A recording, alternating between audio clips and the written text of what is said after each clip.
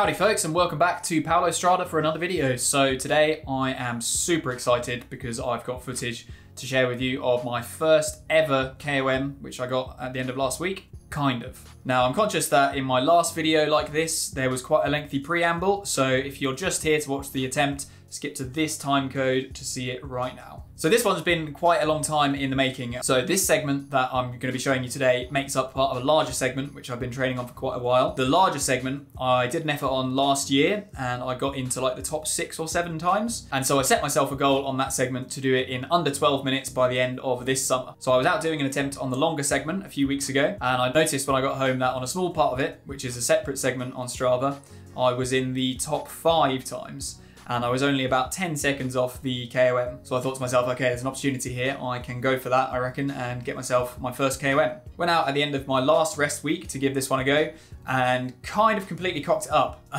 Although I did have the segment starred on Strava, so my Wahoo was going to be able to tell me where the beginning and end was. I got to where I thought it was and looked down at my Wahoo and it wasn't picking anything up. So I assumed there must have been a problem with the Wahoo and started sprinting, and then a couple of kilometers up the road realized that I'd done the wrong segment. Didn't manage to get the KOM that time because I was completely exhausted from the effort that I'd just finished putting in. But not to be deterred, I went back on the Friday just gone and gave it another go. So let's take a look.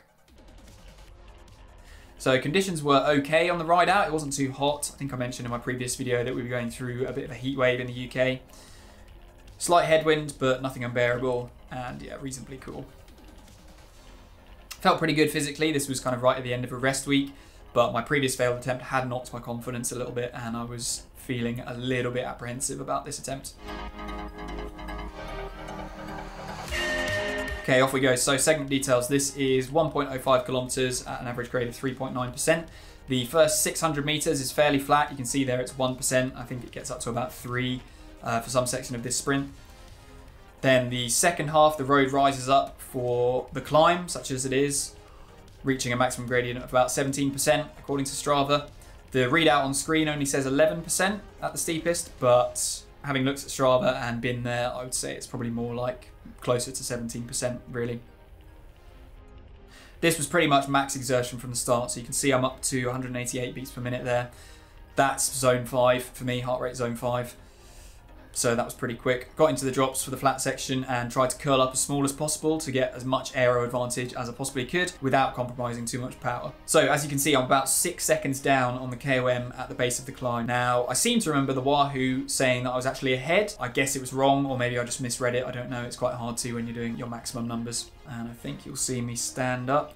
There we go. Okay, so out the saddle. Stayed on the big ring for this. I'm normally straight onto the small ring for any kind of climb, as I find that helps me to maintain power over a longer distance. But I found that if it's a short punchy climb, I can stay on the big ring because that basically just forces me to put down a lot more power in order to keep my cadence higher.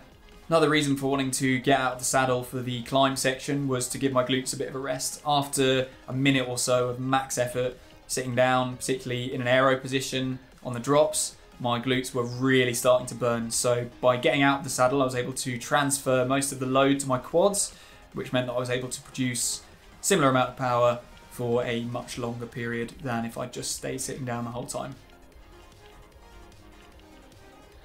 Okay, here comes the scream. Nice.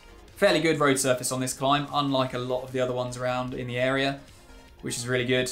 It's obviously really frustrating if you're trying to go up a climb and there's no grip and the rear wheel starts spinning, but I didn't have that problem at all on this one. Okay, so hill flattens out at the top. The end of the segment is just around this bend here. I was able to keep the power up and accelerate for the last bit, which I think helped me to make up the time deficit in the last few seconds. So in the end, I completed the segment in 2 minutes and 8 seconds, which means I'm tied with the previous KOM, which means I won't appear at the top of the leaderboard and it won't have my name next to where it says fastest time, unfortunately. So the job is not done yet. If I'd been without my GoPro and dropped a bottle of water at the bottom instead of carrying it, I probably would have been able to shave off that last second. Started to feel wheezy after this attempt as well. I'm asthmatic and I find if I put a really hard effort down, then I will start to get wheezy. So that's a good sign, actually, because it means that this was definitely a maximum effort attempt. Not an entirely successful effort, but I'm very pleased to sort of be able to say I got my first KOM on Strava. Thanks for watching, guys. If you like this video, please do give it a thumbs up and subscribe. And I'd love to know your thoughts on this segment and any areas in which you think I might be able to improve a bit. Thanks for watching, and I'll see you next time. Cheers.